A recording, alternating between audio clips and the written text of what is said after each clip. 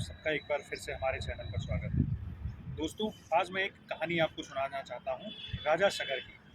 राजा सगर जिस समय पृथ्वी पर थे, उस समय उतना शक्तिशाली राजा कोई भी अपने यहाँ नहीं था। पूरी पृथ्वी पर सबसे शक्तिशाली राजा थे और राजा सगर के 60,000 पुत्र थे। 60,000 पुत्र, वो अपनी सेना में जो भी लोग उनके साथ कार्य करते थे वो उनको अपना पुत्र मानते थे। राजा सगर बहुत बलशाली थे, तो राजा सगर को भी कहीं ना कहीं घमंड था। तो राजा सगर ने कुछ समय बीतने के बाद राजा सगर ने सोचा कि मैं अश्वमेध यज्ञ करता हूँ। तो उन्होंने अपने पुत्रों को बुलाया और अश्वमेध यज्ञ करने का निश्चय किया।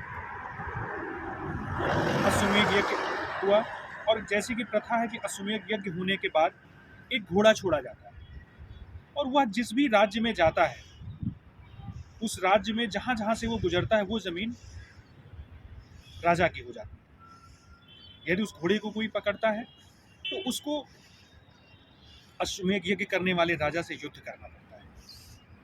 राजा सगर ने घोड़ा छोड़ा और घोड़ा विचरण करना शुरू कर दिया और ऐसे ऐसे घोड़े को छोड़ा जो तीनों लोकों में भ्रमण कर सकता था।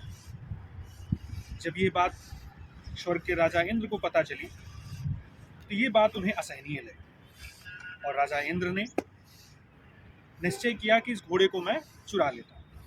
तो घोड़े को चुराने का निश्चय तो उन्होंने कर लिया, घोड़े को चुरा भी लिया। फिर सोचा कि मैं इसे रखूंगा कहाँ। तो उन्होंने क्या किया कि उसे ले जाकर के कपिल मुनि के आश्रम के बाहर उसे बांध दिया और वो बांध करके वो वहां से चले गए। थोड़ी देर बाद राजा सगर के पुत्र वहां पहुंचते हैं और उन्हें लगा कि कपिल मुनि ने इसे जो है पकड़ लिया और बांध दिया। और जैसे ही इस पर बिना विचार किए हुए राजा के पुत्रों ने कपिल मुनि के आश्रम पर आक्रमण कर दिया और उस समय वह तपस्या में लीन थे। जब आश्रम पर आक्रमण हुआ तो कपिल मुनि की आंखें खुली, तो जो आंखों का तेज था उस तेज से सारे पुत्र उनके जो है राख में बदल गए, भस्म हो गए। और अश्वमेध यज्ञ का सारा कार्यभार राजा सगर ने अपने बड़े पुत्र आयुष्मान को दे रखा था। जब ये बात आयुष्मान को पता चली तो आयुष्मान भागते हुए दौड़ते हुए जाकर कपिल मुनि के आश्रम में पहुंचे और बहुत ही उदारता के साथ उन्होंने कपिल मुनि से माफ़ी मांगी। और माफ़ी मांगने के बाद कपिल मुनि से उपाय पूछा कि ये बताइए कि मैं अपने भाइयों को कैसे मुक्त करा सकता हूँ। कपिल मुनि बहुत उदार ऋषियों में से थे। उन्होंने बड़ी उदारता पूर्वक बताया कि यदि गंगा जल का प्रवाह, गंगा जल की धारा का स्पर्श अगर इस राख से हो जाए तो ये सभी आपके जो भाई हैं इन्हें मोक्ष प्राप्त हो जाएगा।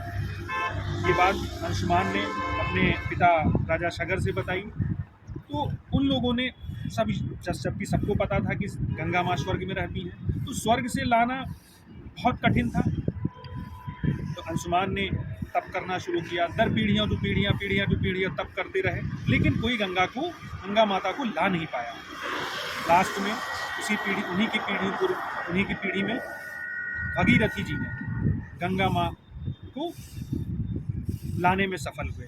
तो जब गंगा माँ को लाने में सफल हुए तो ब्रह्मा जी की यहाँ से जब गंगा माँ चलने लगी तो वहाँ से उस वेग को संभालने के लिए उन्होंने भगवान भोलेनाथ का भी तपस्या की और कहा कि हे प्रभु।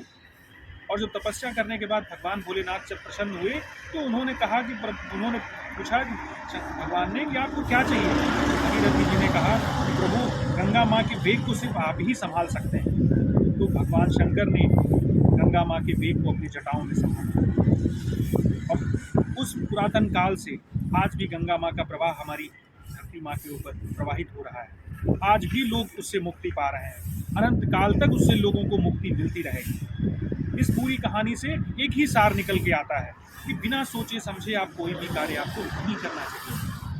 हमारे बहुत यशस्वी कवि दिनकर जी ने कहा है, जब मनुष्य पर विनाश छाता है स्वविवेक मर जाता है। धन्यवाद।